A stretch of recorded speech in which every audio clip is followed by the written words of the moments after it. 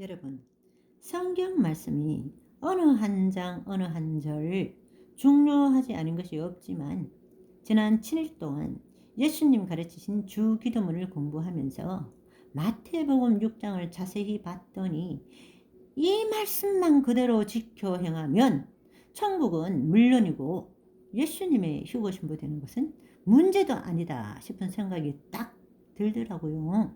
그래서 앞으로 예수님이 직접 하신 말씀을 위주로 그 말씀을 뒷받침할 만한 구약의 선지자들의 말씀과 신약의 예수님의 제자들이 쓴 말씀을 같이 인용하는 방식으로 말씀을 나누고자 합니다.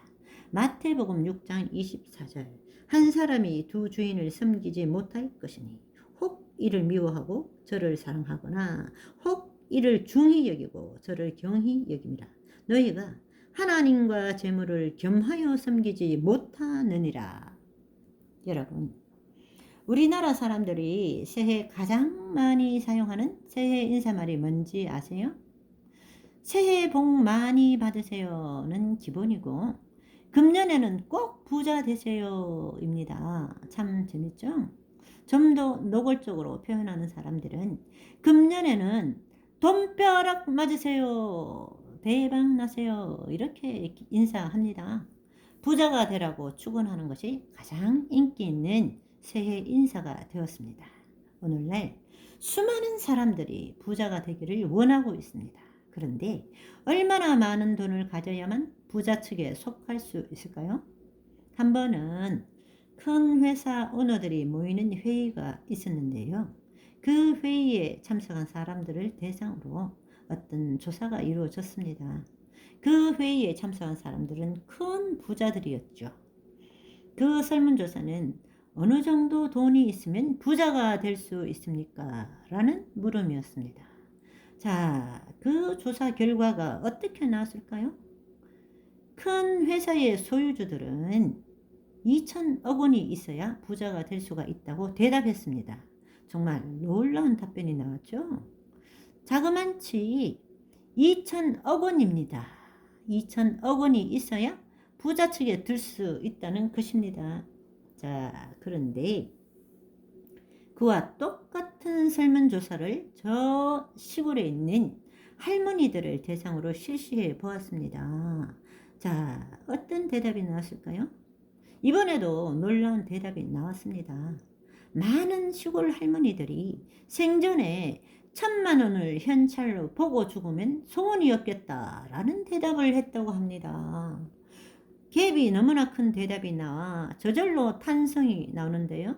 그러면 부자의 정의가 무엇일까요? 그것은 만족감입니다. 자신의 손에 붙들고 있는 것에 만족하는 사람이 부자입니다.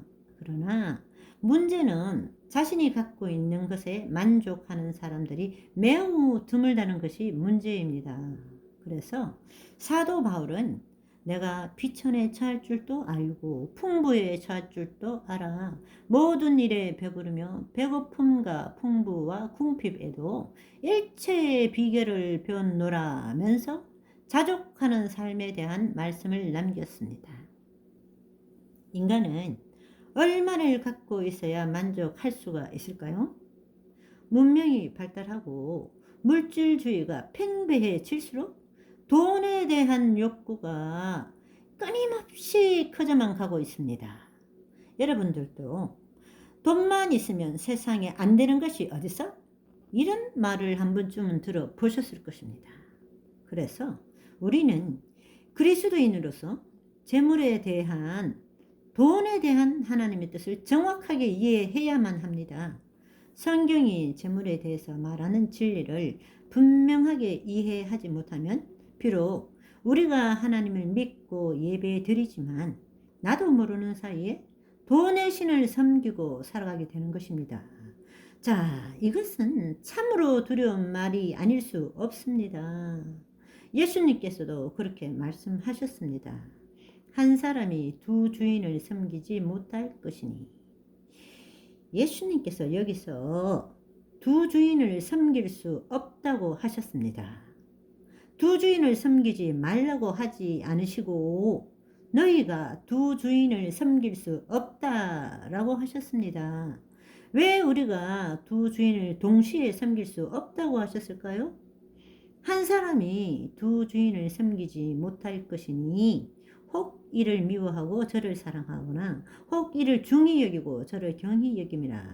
자, 이 말씀이 무슨 뜻입니까? 예수께서는 지금 한 주인을 섬기면 다른 주인에게 소홀해진다고 했습니다. 왜 그렇게 될까요? 왜냐하면 사랑은 나누어질 수 없는 것이기 때문에 그렇습니다. 신부는 온 마음을 다해서 신랑을 사랑하고 섬겨야 합니다. 그런 헌신과 사랑이 없다면 그것은 신부와 신랑의 관계가 아닌 것입니다. 그래서 한 주인을 사랑하면 다른 주인을 사랑하지 않게 되는 것입니다. 자, 그런데 여기서 두 주인이라고 했는데 이 두 주인이란 누구와 누구를 말한 것일까요? 말씀을 한번 봅시다. 너희가 하나님과 재물을 겸하여 섬기지 못하느니라. 자, 두 주인이 누구라고 했습니까?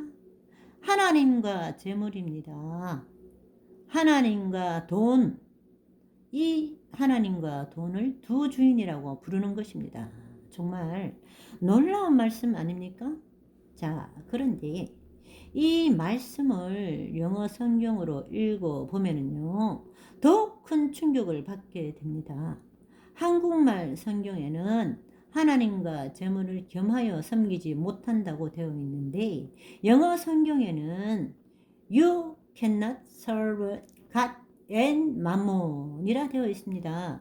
무슨 말입니까?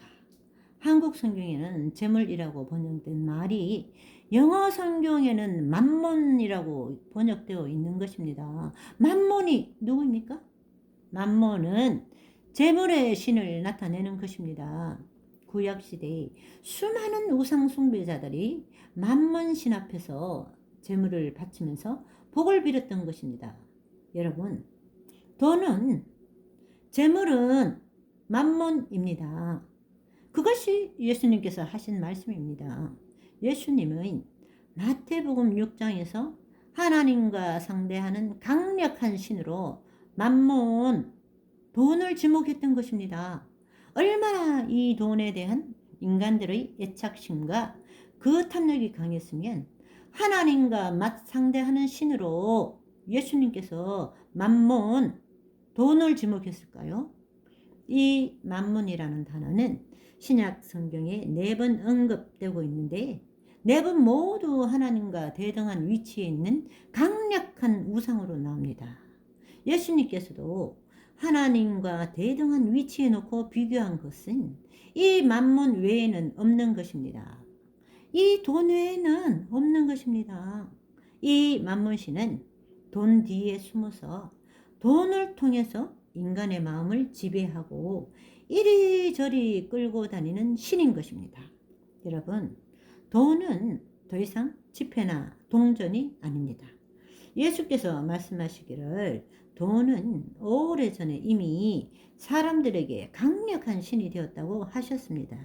그렇기 때문에 예수님께서는 하나님은 너희 필요를 아시고 채워주신다며 아무것도 염려하지 말라 말씀하셨습니다. 돈 때문에 먹고 마시고 입고 이 문제가 바로 돈 문제 아닙니까? 먹고 마실 것 때문에 염려하지 말라 하신 것이죠. 절대 금지하셨습니다.